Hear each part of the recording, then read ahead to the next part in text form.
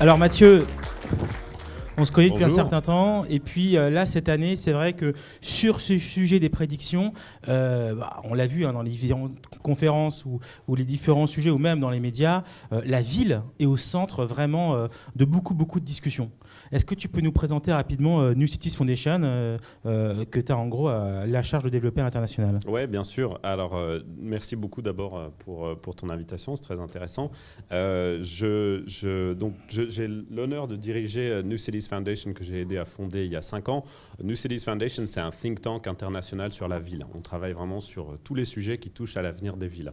Mais peut-être que si tu veux bien, je vais démarrer avec une prédiction où je suis sûr de ne pas me tromper, c'est que Vas-y. avant la fin de notre petite conversation, qui va durer 10 minutes, il y a à peu près 1200 personnes dans le monde qui vont soit naître, soit se déplacer des campagnes vers les villes. Donc ça fait plusieurs millions de personnes par année, à peu près 12 millions de personnes par année. Et donc ça, c'est un changement démographique qui est tellement profond qui va impacter, qui va affecter toutes les industries, toutes les organisations, tous les pays, etc.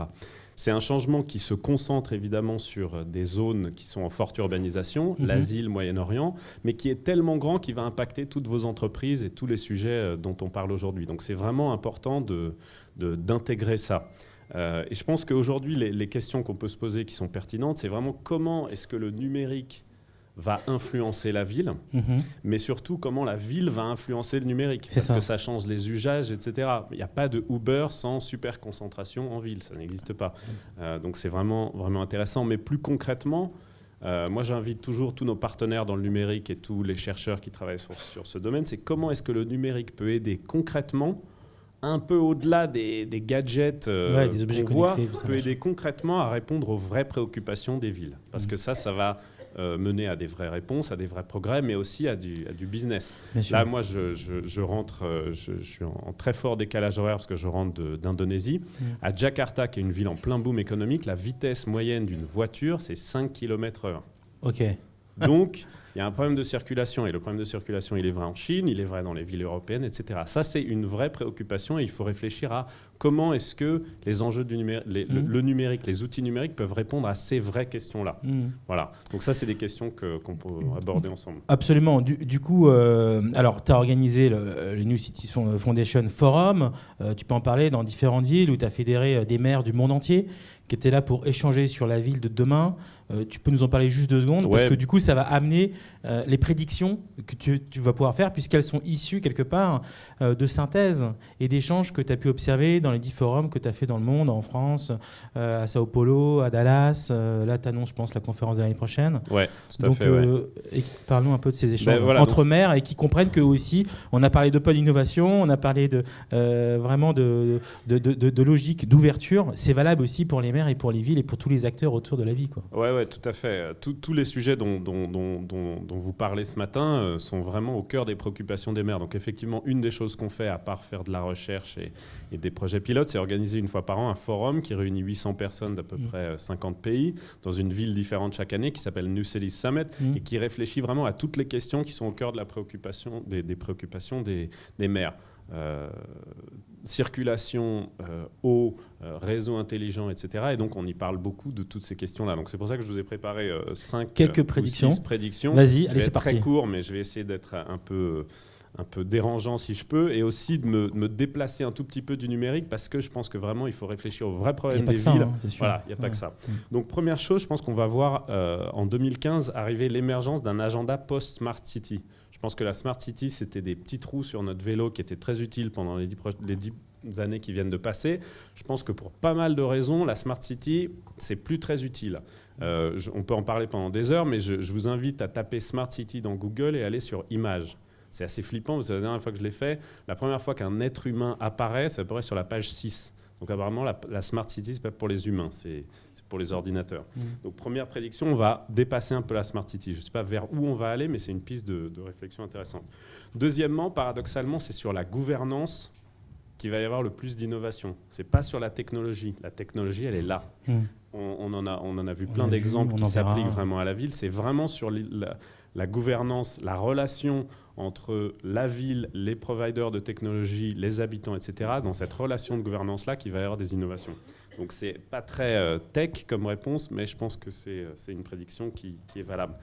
En revanche, après des années de tâtonnement par IBM, Siemens et plein d'autres avec qui on travaille tout le temps, le business model de la Smart City, il est prêt. On passe là aussi, comme de l'Internet des objets, du conte de fées à la réalité. Donc ça, je pense que c'est une bonne nouvelle pour tous ceux qui ont fait des énormes investissements sur ce sujet. Quatrième prédiction très rapide, je pense qu'on va abandonner très vite les méga solutions type salle de contrôle à Rio, que vous avez tous vu, cette salle de contrôle donc, qui permet à la ville de Rio de contrôler toute la ville, l'eau, la circulation, etc. Ça n'a pas marché. Pour plein de raisons, notamment économiquement, ça n'a pas marché. Je pense que les providers de technologie et d'innovation devraient réfléchir à des solutions plus plug-in pour la ville, plus court terme. Il faut bien se mettre dans l'idée qu'un maire, il est là pour 3, 4, 5, 6 ans et il veut des solutions rapides et pas trop chères. Cinquième prédiction, la course pour devenir la Silicon Valley de l'innovation urbaine est à fond. Là, il y a des villes qui veulent vraiment devenir la capitale de l'innovation urbaine. Paris a plein d'atouts, mais est très mal placé, pour pas mal de raisons. Je pense qu'on peut citer Singapour, New York, Londres, Amsterdam et certaines villes en Chine qui sont très bien placées pour devenir cette Silicon Valley de l'innovation urbaine. Et dernière prédiction, parce que c'est important et c'est un vrai sujet, et on va beaucoup en parler en 2015, c'est la ville et le climat. À Paris, pour les négociations de climat en décembre, on va beaucoup en parler.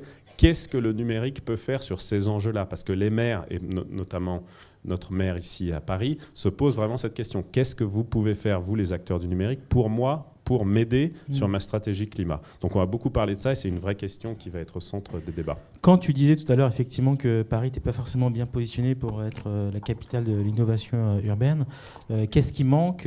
Quels seraient éventuellement les atouts qui seraient à développer ? Quels seraient les partenaires qui seraient à intégrer ? Quel message faudrait passer aux citoyens pour qu'ils restent dans cette démarche ? Écoute, c'est une très bonne question. Je pense qu'il y a un gros élément de storytelling. Moi, si on demande aux gens à New York qui a inventé le vélo partagé, ils vont tous dire c'est Mike Bloomberg qui l'a inventé. Parce que les Américains, ils sont très forts et le City Bike, ils l'ont bien vendu. La High Line, qui est donc ce parc suspendu que vous avez tous sûrement vu, c'était sur la couverture de tous les magazines, alors qu'en France et à Paris, il y a plein de choses qui sont beaucoup mieux, notamment la promenade plantée qui est là depuis de nombreuses années. Mais on a un peu peur de se mettre en avant et de raconter l'histoire de Paris comme étant capitale de l'innovation urbaine. Premier truc. Deuxième truc, très brièvement, il y a un problème avec le Grand Paris. Il y a un problème de gouvernance. Il faut que Paris devienne grand. Mais c'est très compliqué au niveau politique, mais c'est important. Il y a une réunion au premier étage du MEDEF. J'irai après. Juste en parallèle, si tu veux aller voir. Mais je pense qu'il faut... Parce qu'il y a tous les acteurs numériques. On a vu Orange, il y a JC2Co, l'inventeur du vélo. Il y a plein d'opérateurs urbains. Il y a une longue tradition d'urbanisme. Donc Paris a tous les atouts, mais on n'est pas bien organisé pour ça. Et c'est dommage. Tu voulais partager aussi, tu as organisé un concours de start-up pour travailler sur les nouvelles interactions entre ville et citoyens. Du coup, il y a 2 applications. Ouais. Tu peux nous parler un peu du concours et puis les 2 applications qui sont un peu sorties du lot ? Oui, tout à fait. Ouais. Alors, on anime deux concours. Un qui s'appelle What Works, qui réunit des gens qui font quelque chose dans les villes pour partager leur histoire. Et là, je vais juste vous parler d'un autre truc qui s'appelle App My City. App My City, c'est un concours d'applications mobiles urbaines. Donc, des applications mobiles qui rendent la ville plus agréable, plus utile, plus efficace, etc. Et donc, je pense qu'il y a 2 tendances qui se distinguent. Je vais vous parler d'abord de l'application qui a gagné notre concours en 2013. C'est une application brésilienne qui s'appelle Collab. Si on peut mettre les slides. Voilà. Alors, donc, ils sont très fiers de dire en portugais qu'ils ont gagné notre concours sur leur site. Et en fait, ça, c'est une application qui permet aux citoyens d'interagir avec la ville, avec l'hôtel de ville, la mairie, mais aussi d'autres acteurs dans la ville de façon très directe et très smooth, quoi. Et ça, je pense que ça c'est en relation avec la nouvelle géographie du pouvoir. Je pense qu'il y a vraiment en 2015 quelque chose qui va changer, c'est qu'on va prendre conscience que le pouvoir, c'est ni top-down ni bottom-up, ça va être beaucoup bottom-bottom, quoi. Et donc la technologie peut, et notamment Collab, cette application-là, mais beaucoup d'autres. À Paris, il y a un truc qui s'appelle Dans ma rue, qui est pas mal, mais dont on n'a pas beaucoup entendu parler, hélas, mais qui marche bien. Donc ça, c'est le premier truc. Et derrière, effectivement, si on se met du côté de la mairie, du coup, faut des profils à la mairie qui vont interagir. C'est aussi des nouveaux métiers, des nouvelles relations, donc forcément des nouveaux budgets. c'est pas évident, j'imagine. Ouais, mais bon, les budgets, ils doivent accompagner le changement. Alors, il y a le piège de la gouvernance par Twitter. Là, j'étais avec le gouverneur de Jakarta la semaine dernière. Il a 6 téléphones avec 6 assistants qui répondent à chaque tweet pour dire il y a un problème qui va pas, il y a un truc qui va pas. Ils répondent là. Ça, c'est un excès. Effectivement. Voilà. Et le deuxième truc dont je voulais vous parler, c'est je pense qu'en 2015, on va aller vers un partage de l'économie du partage. Je pense que l'économie du partage... Vous avez bien noté, hein. Vas-y, refais. Le partage de l'économie du partage. C'est-à-dire qu'il va y avoir une économie du partage qui est du vrai partage, et puis il y a une autre économie du partage qui est juste du business. Voilà, il faut le dire. Voilà. Ouais. Et nous, on travaille beaucoup avec des acteurs de l'économie du partage, mais ça, c'est le gagnant de notre concours en 2014. C'est une appli qui a été développée à Amsterdam. Vous en avez peut-être entendu parler parce qu'on les a mis sur la BBC et autres. Et Peerby, c'est vraiment une appli. Alors, je vous invite à la télécharger, ça marche vraiment bien. Si vous téléchargez Peerby et que vous dites, ça va vous géolocaliser, vous dites, j'ai besoin d'un barbecue ce week-end. Eh bien, il y a quelqu'un qui va vous répondre dans les 2 heures en disant « Salut, je te prête mon barbecue gratos, passe chez moi quand tu veux ». Et ça marche. À Amsterdam, il y a des centaines de milliers de trucs qui sont échangés. Et alors, je l'ai testé avec des trucs improbables, des skis, un basket, des appareils photo, etc. Et ça marche. À Paris, ça marche. Donc, Peerby, c'est vraiment une tendance intéressante. Le business model n'est pas très clair puisqu'il n'y a aucun échange d'argent. Donc, c'est une question qu'on leur pose. Ils disent « Oui, on va y réfléchir après ». On en reparle. Ouais, c'est ça.